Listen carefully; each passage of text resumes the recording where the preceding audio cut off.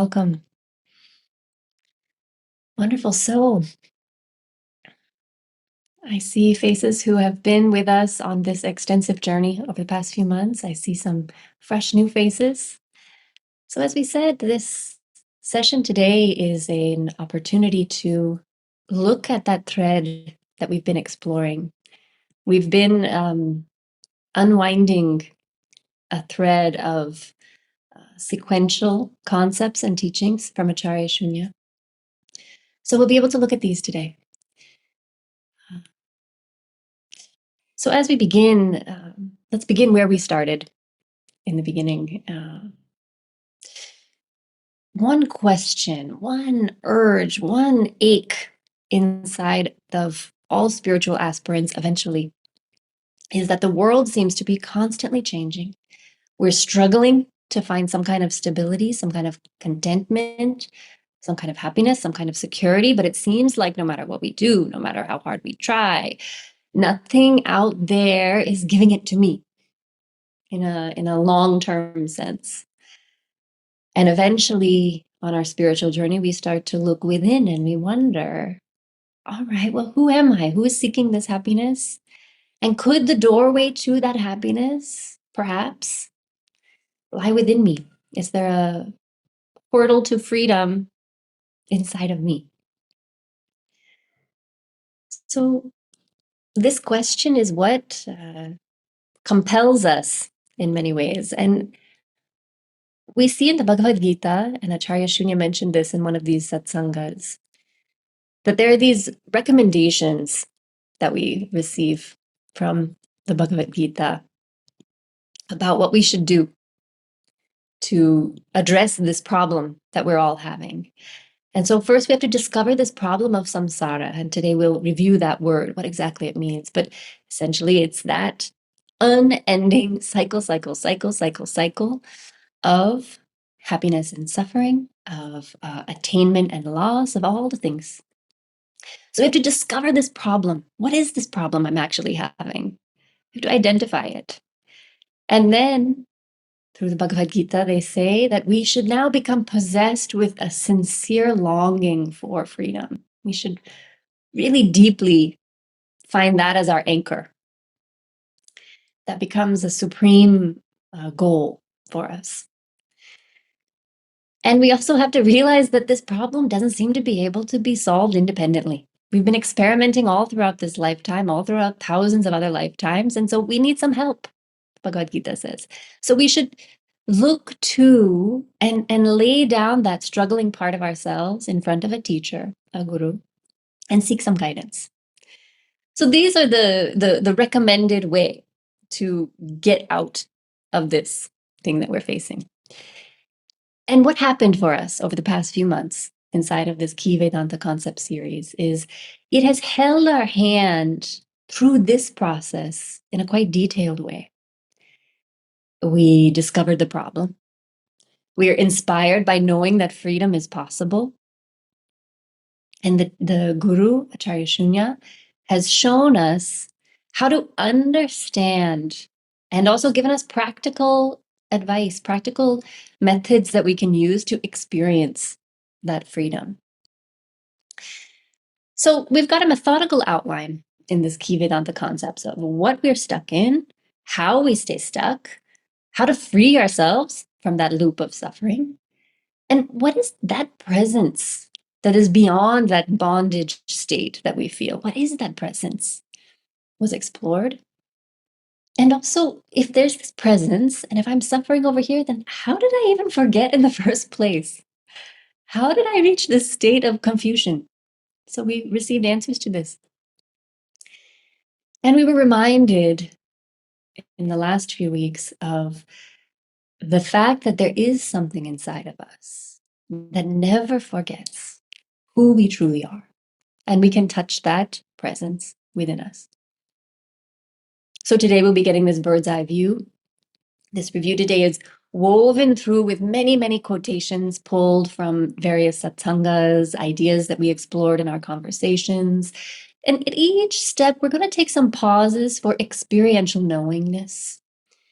The goal here is that we should have some clarity an insight on how these concepts form the foundation of Advaita Vedanta, the spiritual journey to this inner freedom. Are we ready? Yeah. Wonderful. So here we begin. First, we see that we should first understand this nature of this landscape of change and suffering we find ourselves in. This is what was called samsara. So Acharya Shunya explored for us that there are two worlds, two realities that are happening simultaneously. There is this Jagat, the objective world, and that objective world, we are told, is neutral, it's benign, it's shared in our common reality. So it is just simply a manifestation which has no quality valence in and of itself. It's simply there. And then there is this samsara, there is this subjective world, there is an inner world that is unique, that there's one for every one person. So we have an independent world living inside of us. And this is our personal reality. It's unique to each individual. And she explained to us that we can observe this in action when we see that this very same experience outside causes a very different reaction and response inside our samsara. The examples we were given of sunset, some people find it beautiful and inspiring and just they want to cry tears of joy of its beauty. And others find it depressing, fear invoking. So the same outside reality is creating a whole different narrative and feelings and thoughts inside two different people. So these are the two worlds we're dealing with. And this samsara, this individual personal reality, is where we're getting stuck. We're in a loop. And we were described how do we stay in this loop? Because it seems like it keeps going and going and going. So she described to us this cycle which happens of unconscious attachments that keep us sliding deeper and deeper into samsara. So samsara is reinforcing itself. It's becoming thicker and heavier and stickier. It's becoming more clouding. And this process is very subtle, but we can also recognize this in ourselves. So the process outlined, the technical process of how we go deeper and deeper into samsara is this cycle of first we experience raga, we experience a liking, an attachment, which becomes a leaning, it becomes unexamined. And when we want that thing, we automatically move toward it. And then we experience something called Dvesha, an aversion, a fierce avoidance. We don't want what is against that. Or there are other things that are not preferred by us. And so these things grow and grow in their polarity, the raga and the dvesha, what I want and what I desperately don't want. And inevitably comes this stage of shoka, of grief. Either we're upset and grieving because we haven't gotten the thing that we wanted so bad. We haven't been able to have a child. We didn't get our promotion. And it seemed so core to who we truly are. The only thing that would fulfill us, and we didn't get it. And so grief sets in. Or we are feeling grieved because we have to deal with what we don't want. So this thing comes, this thing happens, some challenge arrives that we'd been kind of crossing our fingers and squinting and looking away from.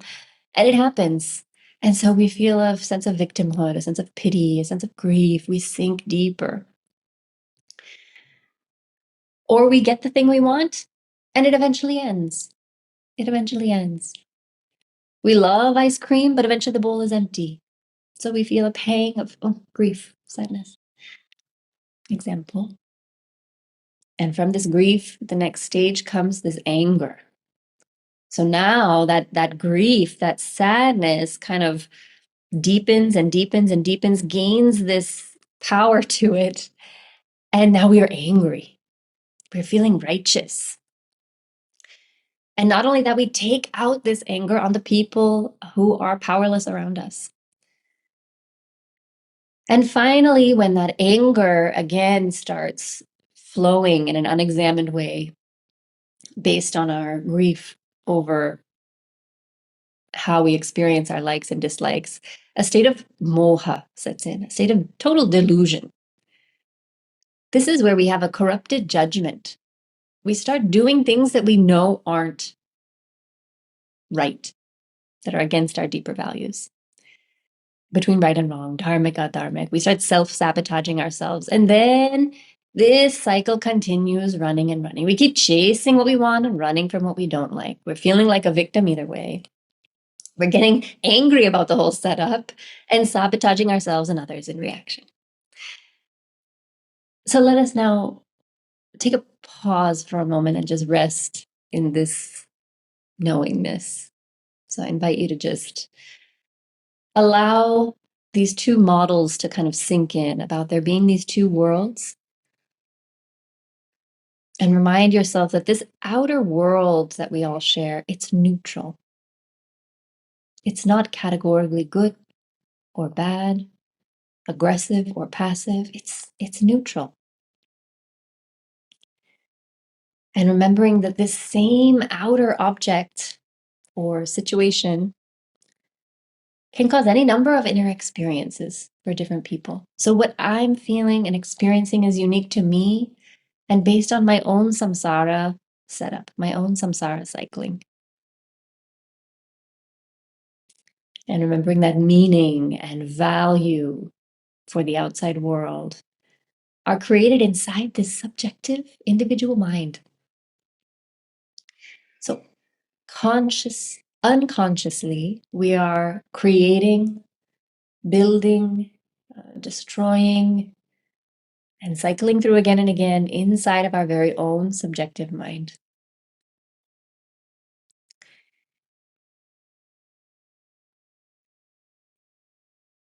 Then we pick up this next thread, which says this cycle of samsara and these attachments and aversions, it's all happening in that mind. It's all happening in the mind.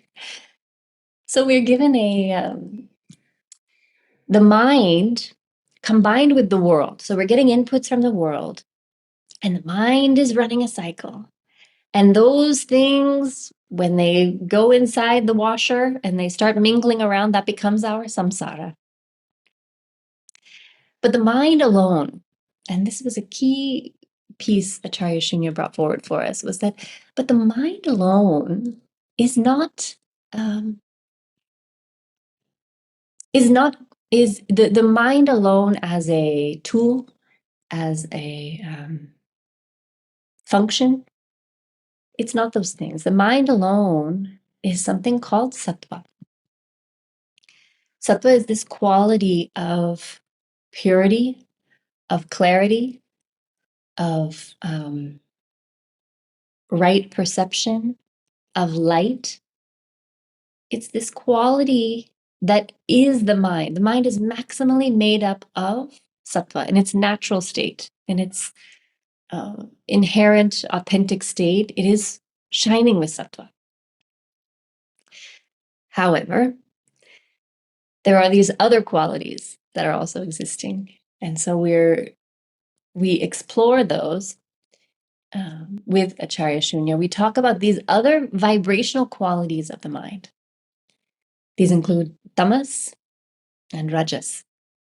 And tamas is the quality of the mind which holds the mind in a kind of inertia, a kind of ignorance, a kind of heaviness. And rajas is this vibrational quality of the mind that is incessant, unexamined motion. So these qualities, though the mind itself is of the nature of sattva, of reflectiveness, of light, of clarity, of undistorted perception, these qualities of rajas and tamas very easily, very commonly become intermingled. And when they become dominant in the mind, these vibrational qualities, it leads to more raga, more dvesha. So here we are hearing something important, which is that the nature of our mind is sattva. It's just simply become overrun by rajas and tamas. So here also let us pause and let us rest in this knowing that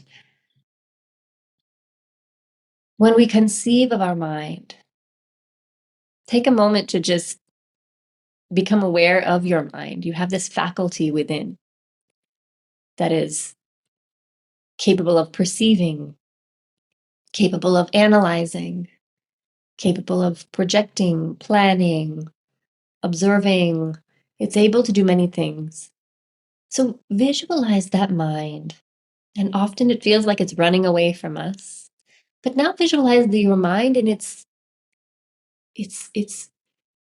deepest state, its natural state, as shining with sattva.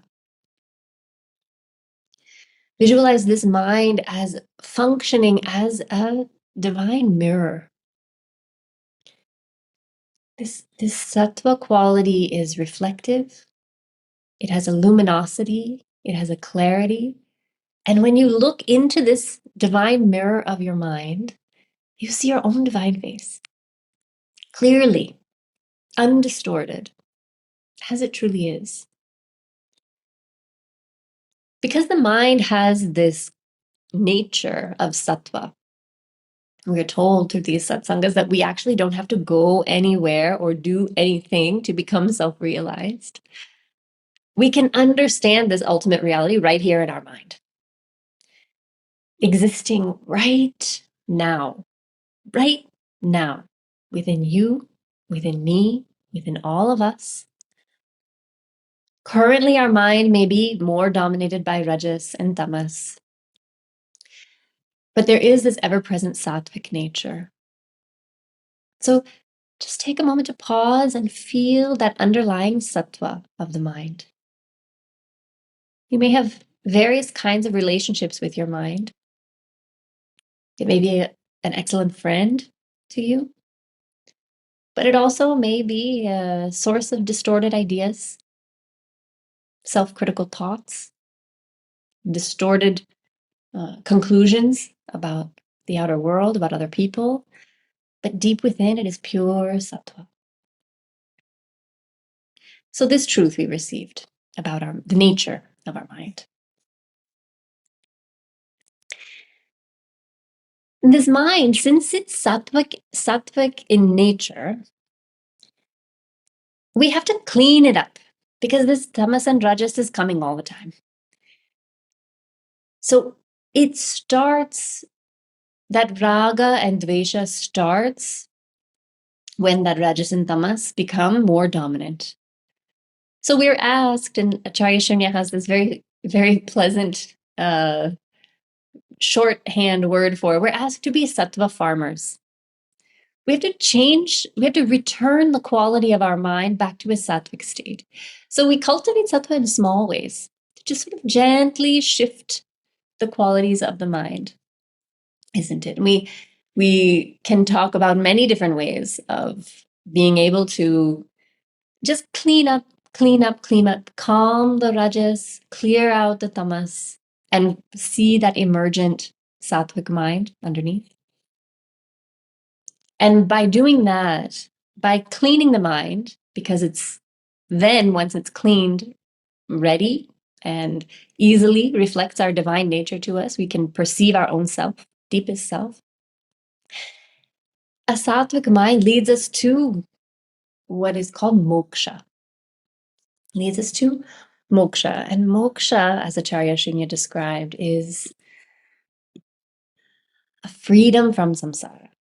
It's the kshaya, moksha, it's the kshaya, the end of moha, delusion. Remember that cycle, the final fifth step of that cycle was moha. We get fully confused. We get deluded. Our mind is no longer reflecting our deepest truth. It's reflecting a very strange and entrancing alternate reality that keeps us in that wheel of suffering.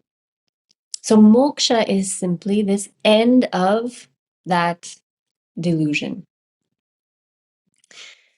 And we can notice, Acharya Shunya described to us, these moksha moments, as she calls them. These moksha moments are when we use what we have previously explored about these different worlds. We we find that we are noticing the outer stimulus in the world. We're noticing our inner samsara reaction to it. We see that it's not everything out there. It's my own cycle of thinking. It's my own mind that is giving rise to this cycle of happiness, sadness, grief, anger, confusion.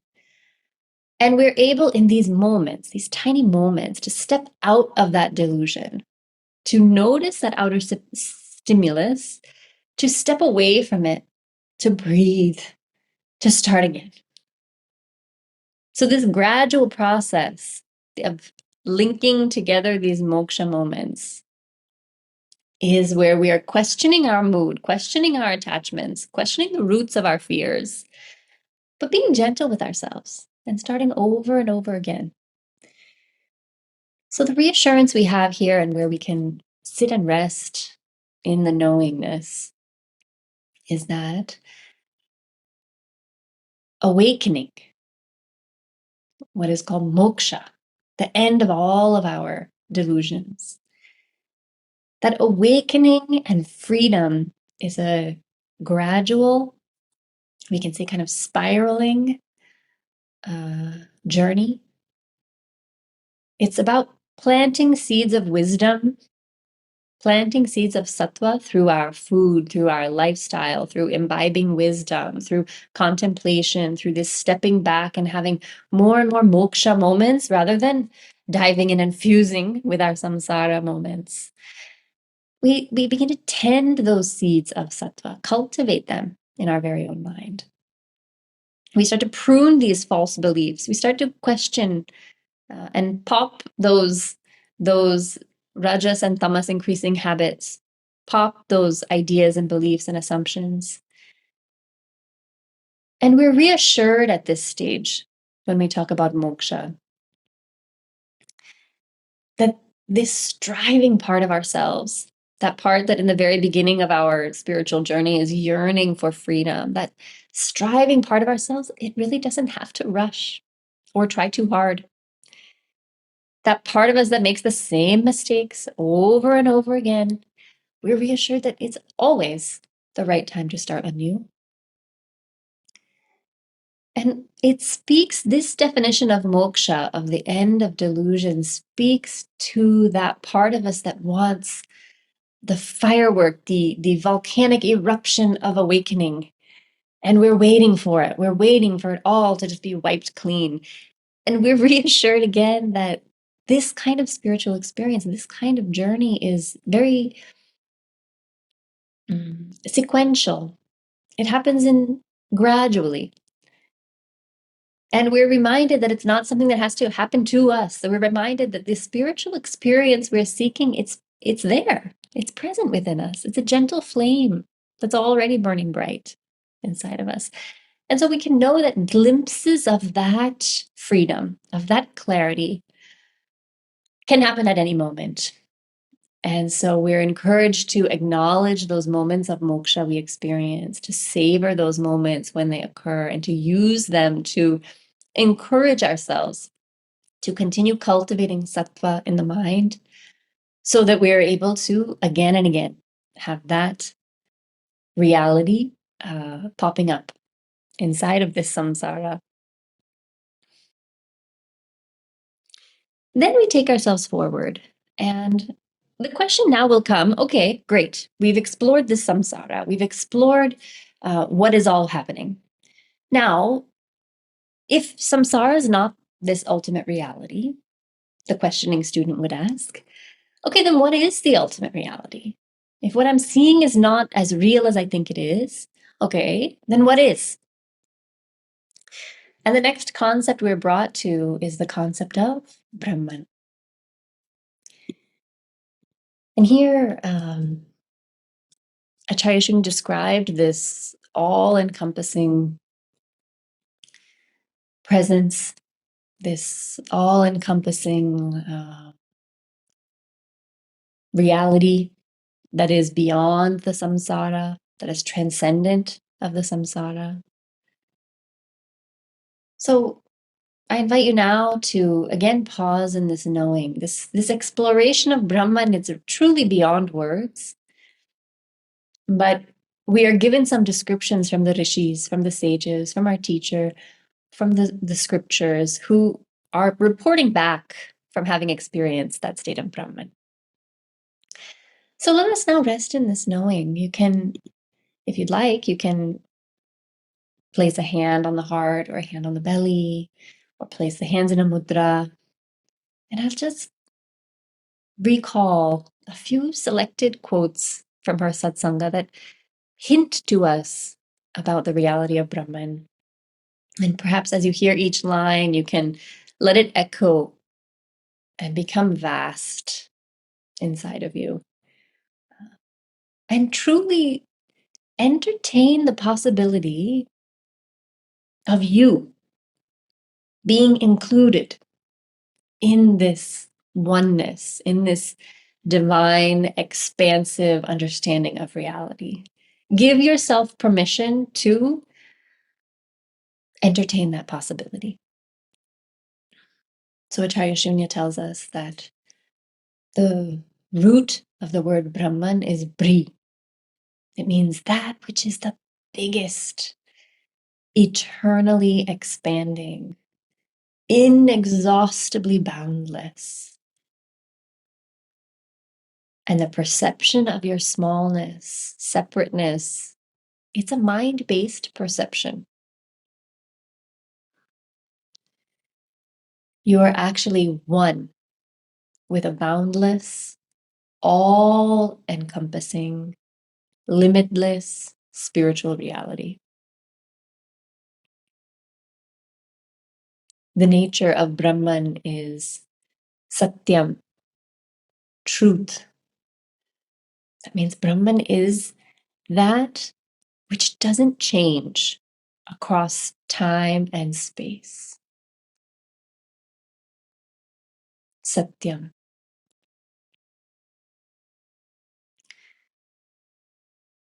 The nature of Brahman is Jnanam.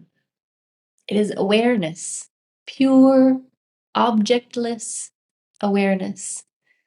It's present throughout all states of consciousness, through lifetime upon lifetime, is ever present of awareness, Jnanam, of knowledge. And the nature of Brahman is Anantam, infinite, unrestricted, boundless, limitless. These words are not adjectives applied to Brahman that can come and go. These are the inherent essence of the Supreme Reality, as described in the Upanishads, which is describing your very nature too. Acharya Shunya says that connecting to Brahman, connecting to this, it's possible. It's completely possible.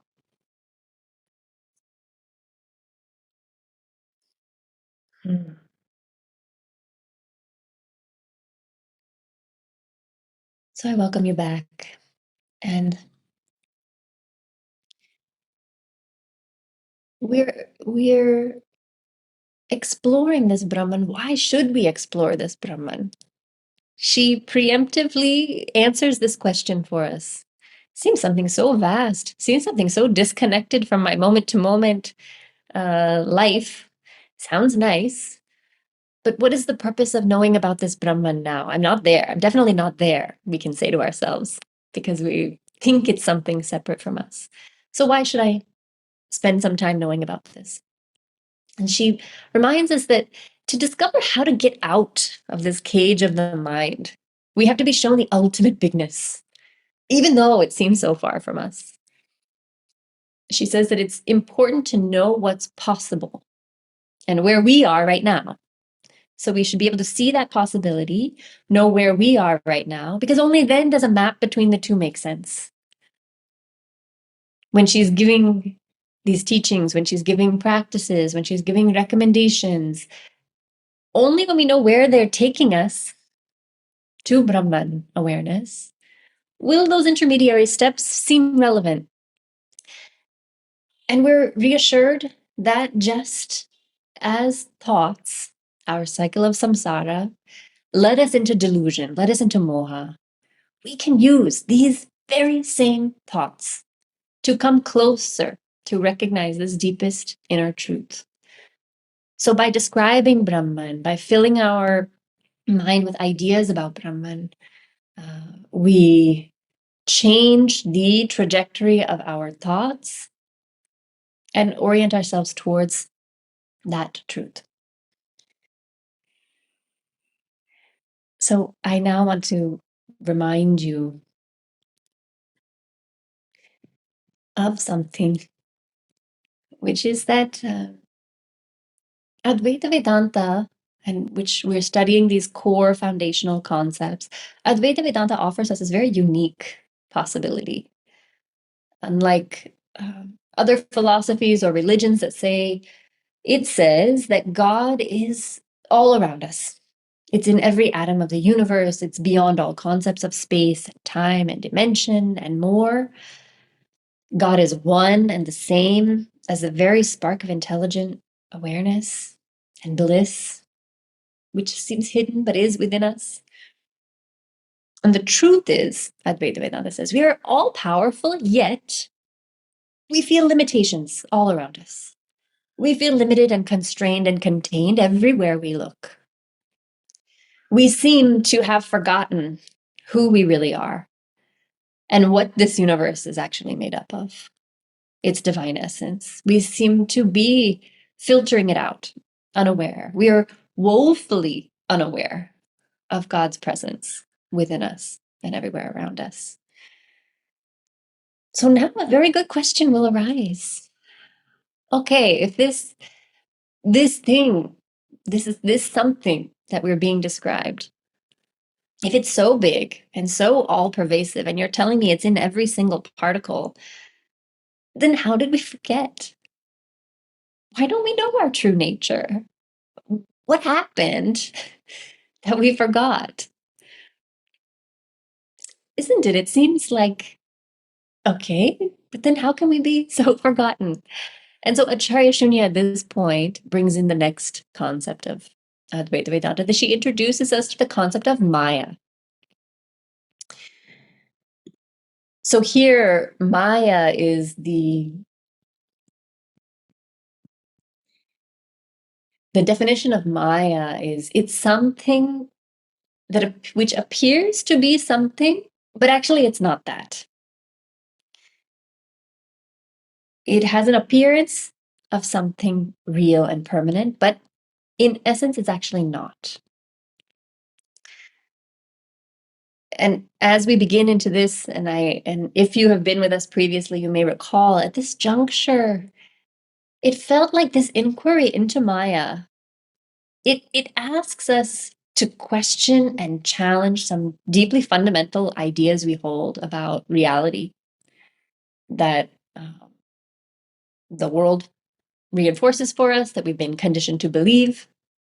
And so to look into, to really pull back the curtain on the mechanics of Maya, to face our forgetfulness, how we started to forget and what all we've forgotten, it requires a kind of spiritual fortitude, I would say.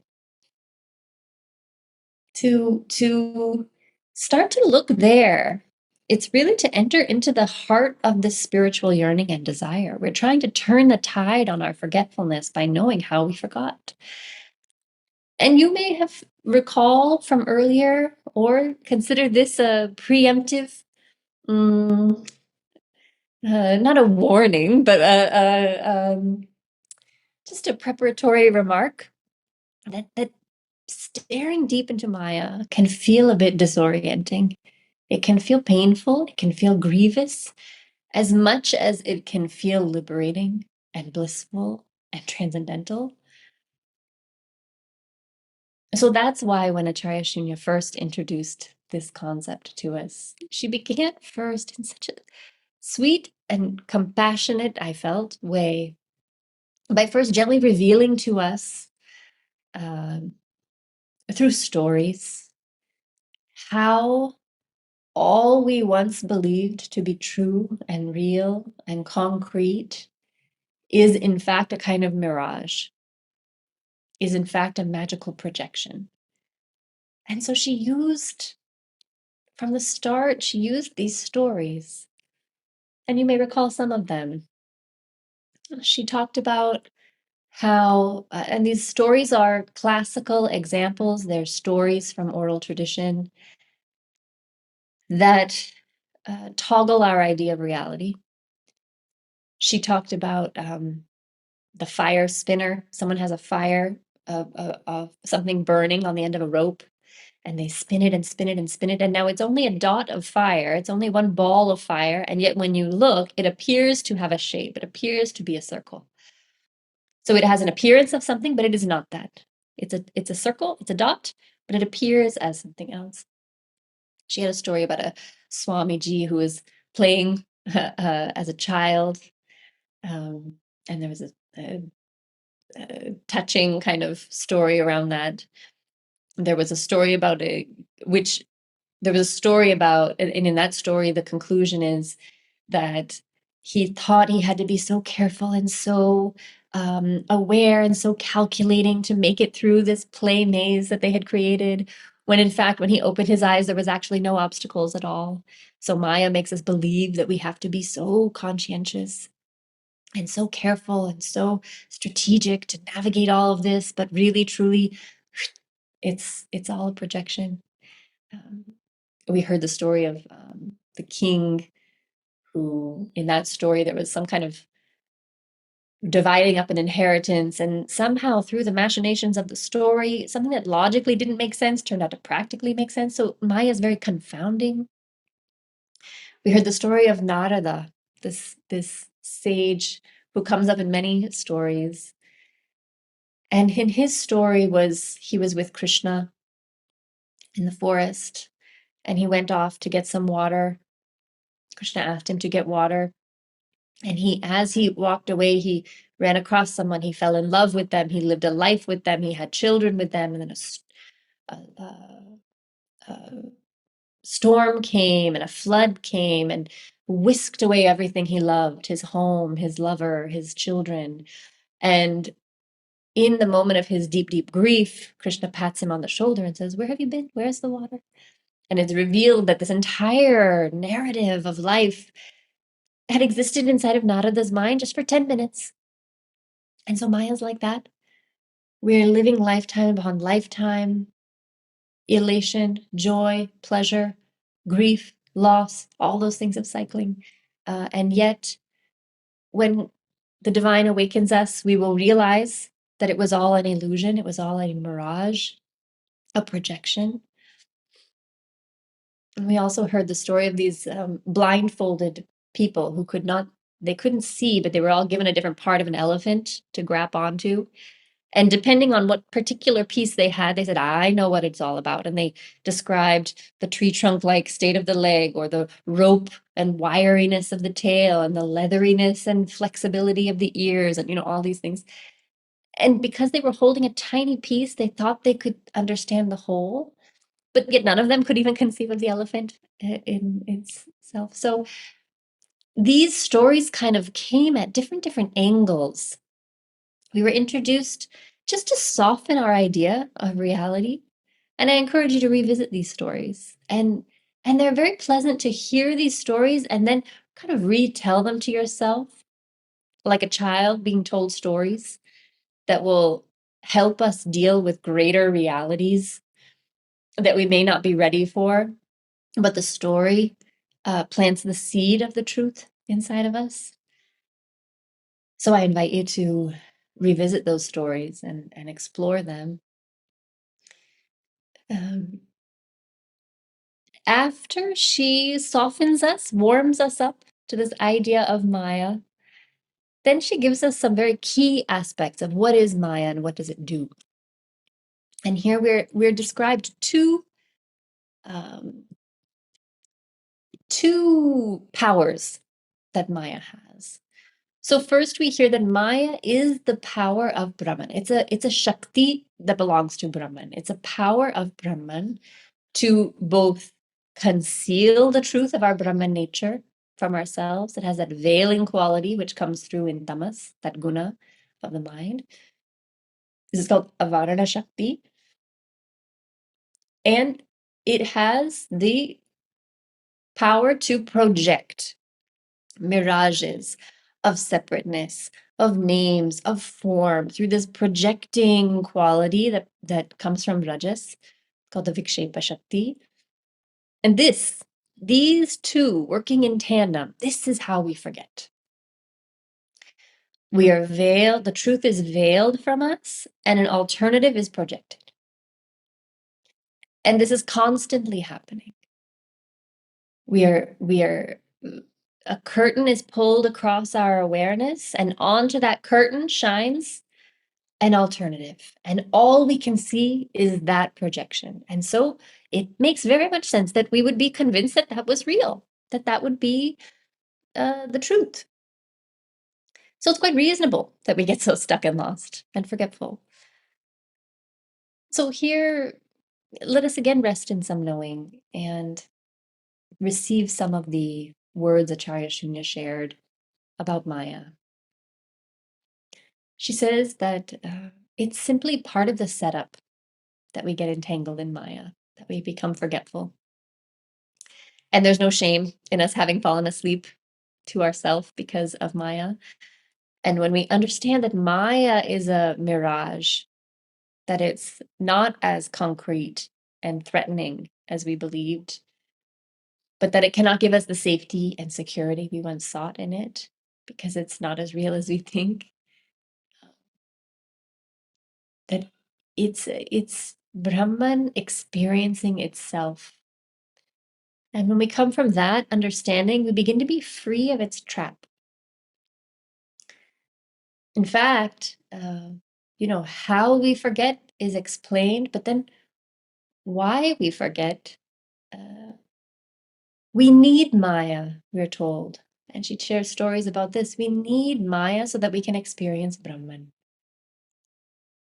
Those multiple objects of name and form, they reveal Brahman to us. We can discover Brahman inside of each of those. So she says that to the asleep one, to the deeply forgetful one of the deepest self, there is superimposition, there is projection, and Brahman is veiled. And then to the awake one, who knows their true nature, they see everything as a magic show. And so when we start stepping away from it and observing it, we start connecting to another level. And the observer of the magic show, we become its observer and not only its participant. We reach a place where we say, I'm a participant of this magic show, but I'm also an observer of the magic show. That's how we gain freedom from Maya.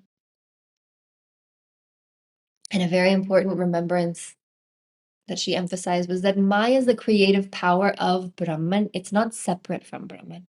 So please remember this piece as well. It is not separate. It's one. It's also in that oneness. So we see it that way as part of Brahman, as a power of Brahman. Its ability to shock and scare us automatically reduces. As we observe it, our samsara, our inner mind, stops being so unconsciously reactive. We find out we're playing hide and seek with ourselves. I'm the seeker, I'm also the sought. Whatever appears separate from me feels like it's separate because of Brahman's power to create a sense of separateness and to project this alternative reality. So through understanding Maya is how we become free of Maya. Through understanding of Maya, we become able to see through it. And its veiling and projecting power doesn't distract us any longer. Yeah. She brought in this idea of the magic show. And So often we are fused with that actor self, the person who's participating in the magic show, that is acting and reacting to it, to Maya's magic show. And we become so uh, inseparably identified with the fluctuations of our inner samsara. But there is this part of us, and this is where she takes us to the next step of this key foundational concepts. There is this part of us that is awake and aware and observing Maya and is never ignorant, never fooled, never taken in by the truth, never taken in by the projections and the veiling. That is always aware of the truth. And this she describes as the Sakshi. This is where we're introduced to the Sakshi, the observer. So she reminds us that our true nature is our true self is simply observing. Our true nature is not to act, but to observe. And we're observing all the time. Sometimes the actor can become aware of the observer, of that Sakshi, but the observer is always aware of the actor. Yeah. So we can become aware of this Sakshi, and she describes it as the Sakshi Bhava, the feeling, the thoughtless, wordless knowingness of the observer, of the witness. And so this presence of the Sakshi, we can connect it to what we earlier learned about, that the world is neutral, but the Sakshi as an observer doesn't have any preference. It doesn't have a Raga and Dvesha. It's the observer alone. It's independent from the world and simply observing. And so this Sakshi Bhava is instrumental in helping us sidestep that cycle of attachments. When we look at this presence of Sakshi in relationship to Maya, we see that the Sakshi is untouched by the forgetfulness of Maya.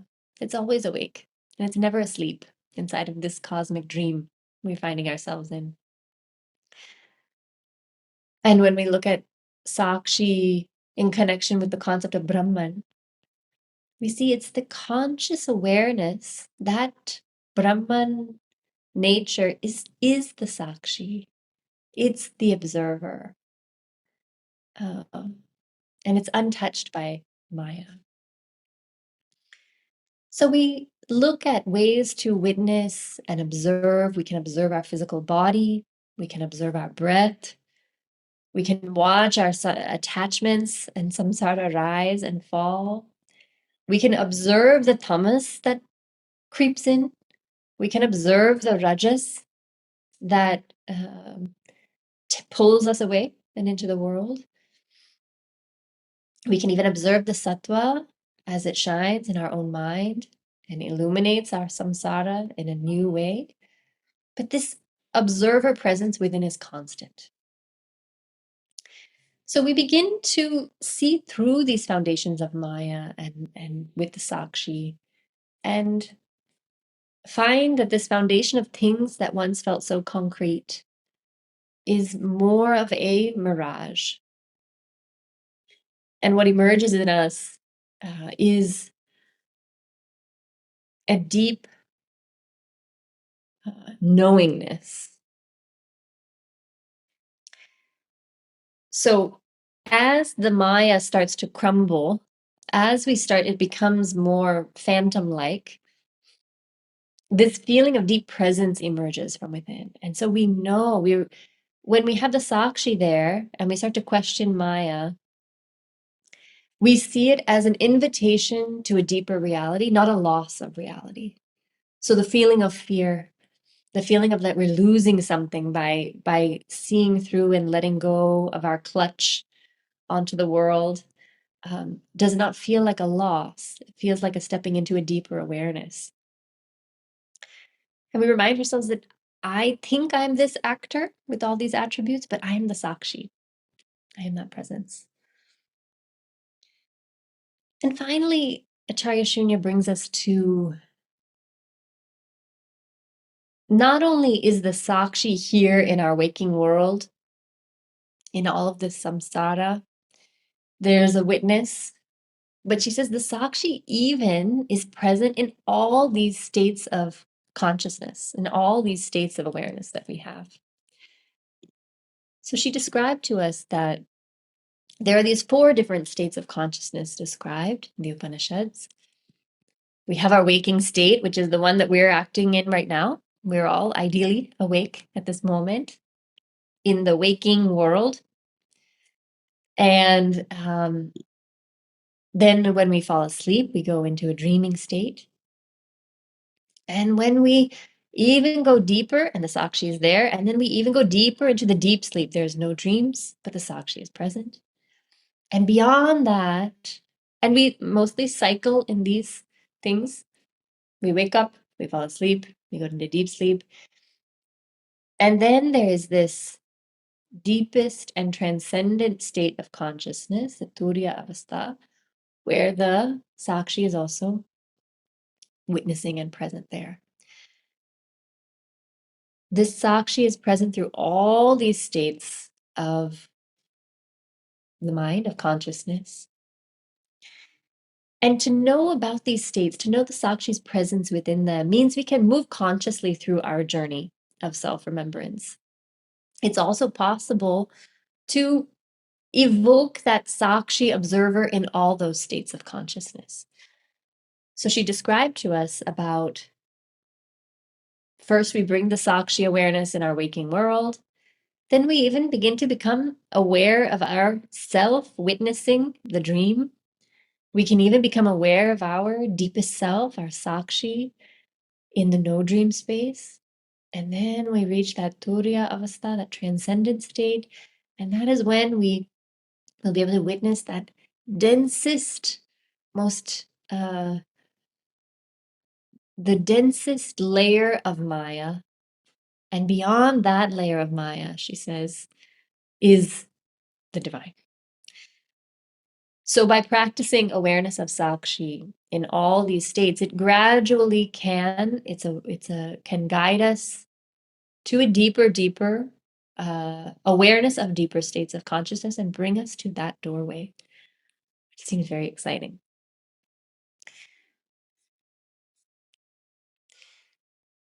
So the final note here is that this journey through these key Advaita Vedanta concepts, it has asked us to do something very uncomfortable for the actor part of ourselves, for the mind that is so wrapped up. This journey that we've taken in these past few months has pulled our deepest beliefs and understandings about the way the world works, pulled them apart. Many times in these satsangas, she says, I know I'm stretching your mind.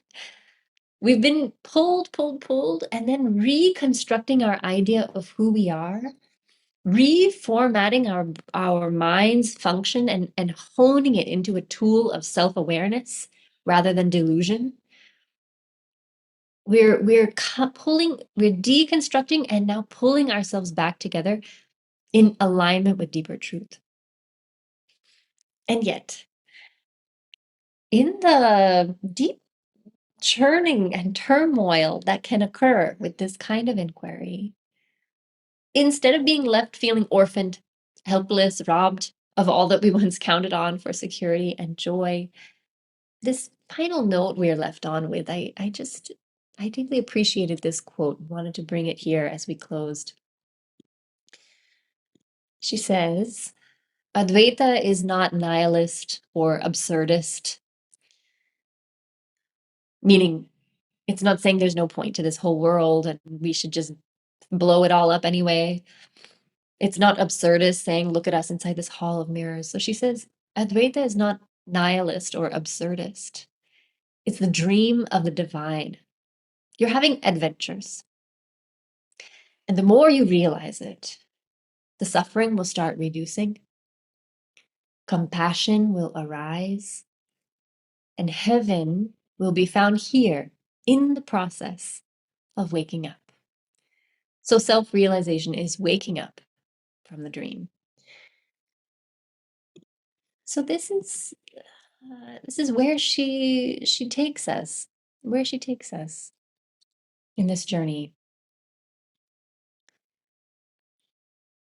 Today, if you'd like, I'm going to give you just 1 minute of silence. And then in the chat, you're welcome to add a word or add a sentence of how either this being a conclusion of these studies, what describes your state right now, or if this was your introduction and now you have an opportunity to go back and review how this introduction has sat with you. So let's take 1 minute here to just breathe and be present. Just allowing this 3 months of study summarized in one short hour to trickle through your being.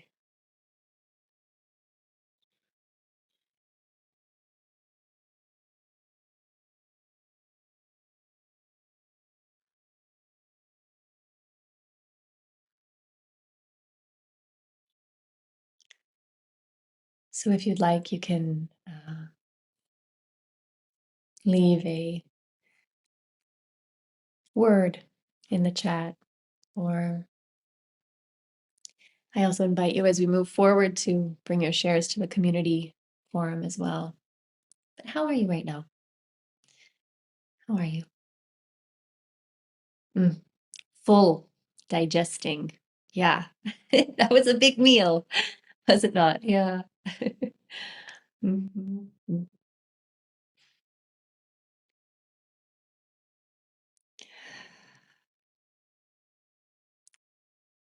Brahman as the unbounded. Yeah. Mhm.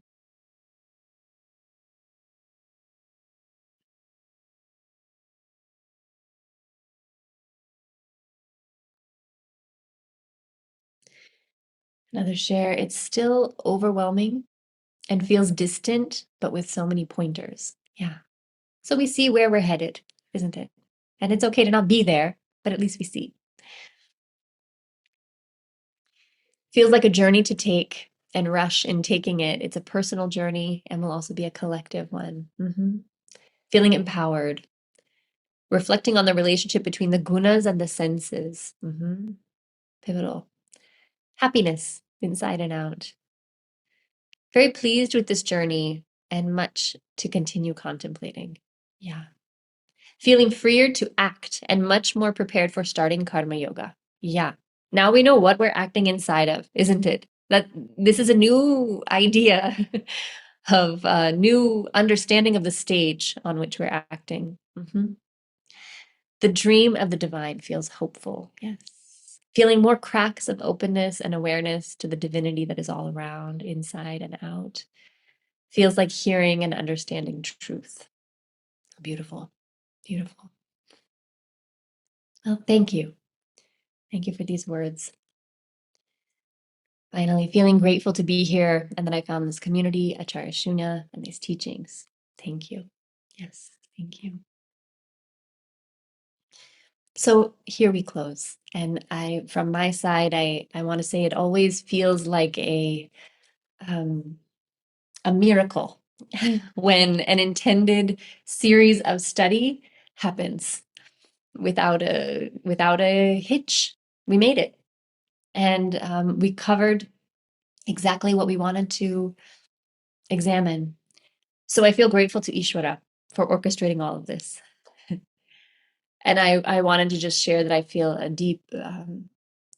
deeply privileged and to be supporting these detailed study of Advaita Vedanta concepts from our teacher, using her words and explanations and drawing through lines between them. And as always, as a student myself, any mistakes or errors that I've conveyed, they're due to my own impartial knowledge of these things. And any benefits or awakenings or deepenings that we've experienced here in the course of this study is straight from the words and the pure transmission from Acharya Shunya and through these rishis, rishikas, texts, sages, and Brahman asking, allowing itself to be re-explored through this Maya stage that we are all playing in right now. So if I have to be dreaming, what a dream. What a privileged and blessed dream to be here together. Yeah.